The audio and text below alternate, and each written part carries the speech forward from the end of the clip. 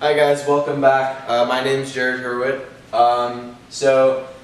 In terms of like script analysis, today we're going to talk about script analysis and like really understanding the climactic arc and the way that the story really flows. So like when you're like choosing scripts and you have like, let's say like 3, 4, 5 books in front of you, you want to like really look for like what you like specifically.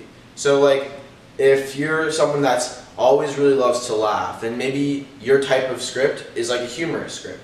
So maybe you want to gear yourself towards looking to scripts that are like maybe like strictly funny, not really any dramatic point in the script, and maybe that's your type of literature and that's what you want, and that's perfectly fine. Lots of people do that and lots of people are really successful with that. Maybe you're someone that's more dramatic and you want to portray your message in a dramatic type of way, in a dramatic fashion. And if you're going to do that, that's perfectly fine too. A lot of people do that and are really successful at that too. So if you're looking for that, you want to see a consistency throughout the whole thing. There's also like a mix. You can also have a mix between both. So, for example, a lot of people try to have like a humorous beginning, and then or like a humorous plot, and then like a serious message at like towards like the climax or like the falling action. We're going to talk about that a little bit later. But what you want to really look for is that if you're that type of person, and I think personally, I think those types of script are the hardest to find. But if you can find those types, are the ones that do the best and are I like them a lot personally as a performer and just as like someone who's interested in like acting. And there's lots of different variations between the types that you can choose. But when you're looking for scripts, whether they're humorous, dramatic, anything, one thing I think is really important, and like what my mentors and coaches have taught me in the past, is that like when you're doing speech, it's really important to portray your message. And so I'm not going to talk about something that's not important to me if I'm very interested in I don't know, like if gender equality is something that I'm very invested in, and I'm really interested in like equal pay wage and things of that nature, I don't want to go talk about something that I'm not very invested in, because you want it to really come from your heart, and that's when you're not only going to put the best performance together, but the performance that really is remnant in the people's minds that you're performing to.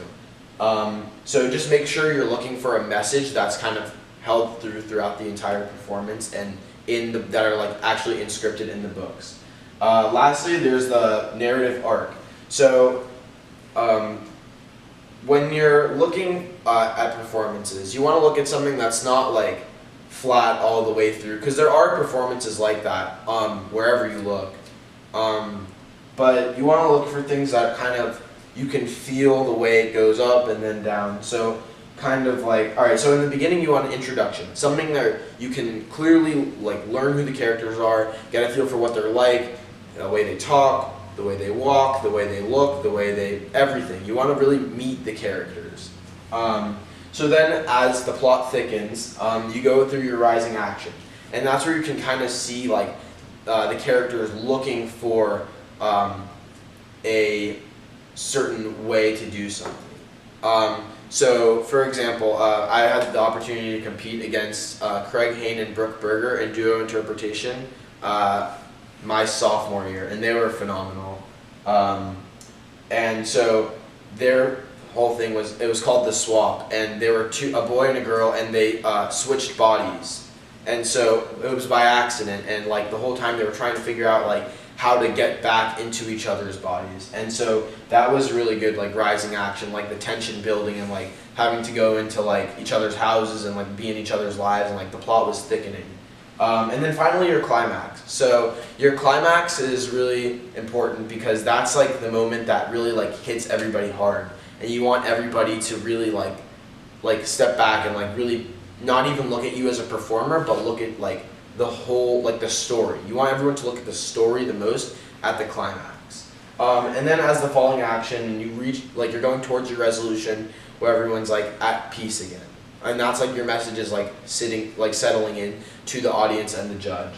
And then finally your resolution where everyone's like finally at peace again, and your performance can like come to like a slow like a steady, like slow close, and that's what's really important, just to have like a solid performance. So yeah, that's about it for script analysis and narrative arc. Thanks, guys.